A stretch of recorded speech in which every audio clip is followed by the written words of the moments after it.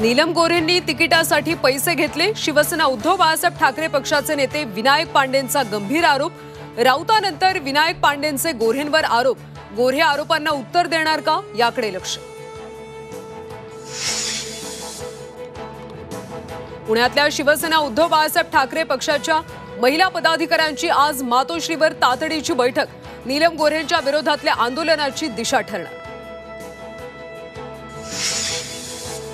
नरेंद्राचार्य यांच्याबाबत विजय वडेट्टीवारांचं वादग्रस्त विधान।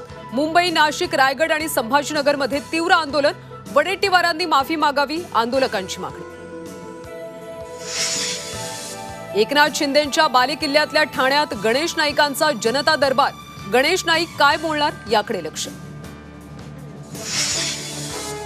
उद्याच्या अन्नत्याग आंदोलनावर देशमुख कुटुंब आणि मस्साजोग ग्रामस्थ ठाम।